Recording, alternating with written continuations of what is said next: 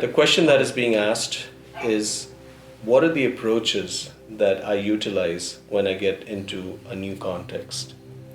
Given the fact that I have built projects in 23 countries, and several of them have been non-English speaking countries. So, having said that, the biggest thing, I said this to a friend who was trying to get work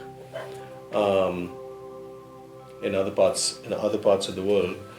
I said to them that you have to want to be there. You have to want to do work there, to get out of your comfort zone.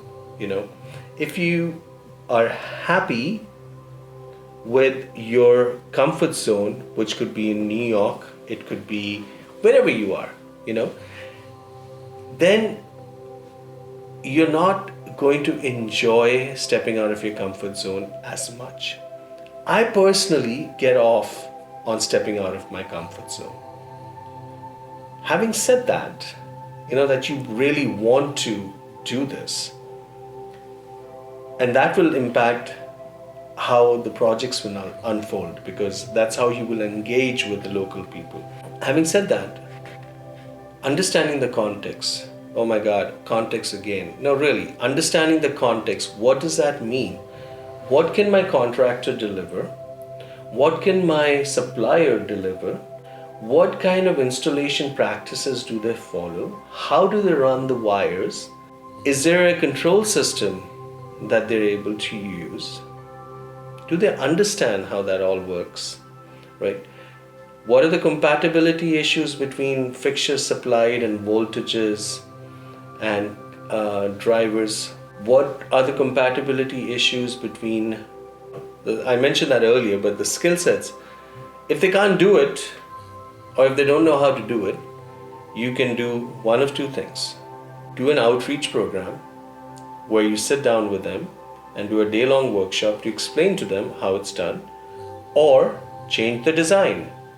Unless you want your project elements to look not too good, which nobody wants, right?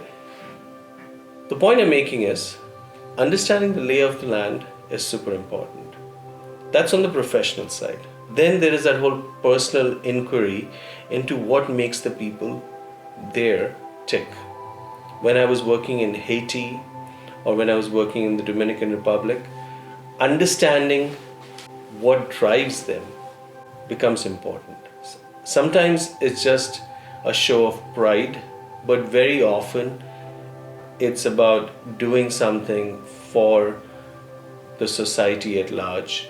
Understanding that, having meals with them, getting invited to their house, going to their house for a meal, that's a good sign. If they invite you to their house for a meal and you have a few drinks with them and you eat food with them, break bread with them, get to know the family at large, it makes a hell of a difference.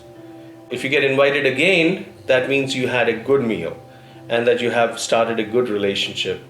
If they don't invite you again, then you need to loosen up or do something, because generally speaking, most parts of the world, when you go to their house, they will invite you again.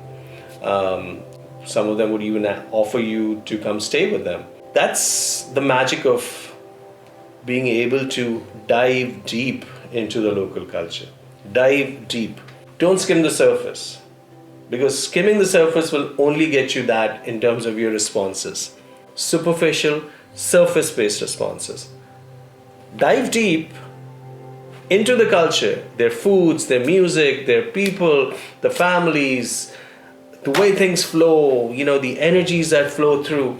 Your responses with lighting will be that much better. You would become an important contributor to the project, even from an architectural standpoint. The architects would want to know, hey, what do you think about this space? Hey, what do you think about what happens in that city? Because guess what? You spend an extra 2 days just walking the streets and experiencing the culture. The experiencing the culture is food, music, architecture, art, poetry, movies, music, all of those things. So I love diving deep. I dive deep and I come up as a new person, having learned all these things, having shared all these things. And a lot of my professional existence has been about those kind of relationships. So, two angles to it: the professional angle, where we do workshops, where we do these questionnaires, where you kind of you got all these points, and then there's a personal part of it that you really should want to be there. If you have a problem with mosquitoes or traffic or honking, you should rethink. Adventure, if you like adventure, if you like reinventing yourself by diving deep and coming up like a richer person, then it works out. And I couldn't choose. I mean, they call me the lighting nomad, because I've got some sort of a nomadic existence, which my base is New York, but I travel a lot. You're open, you're non-judgmental, you're just embracing them for what they are, and then giving your professional opinion on how to make it better.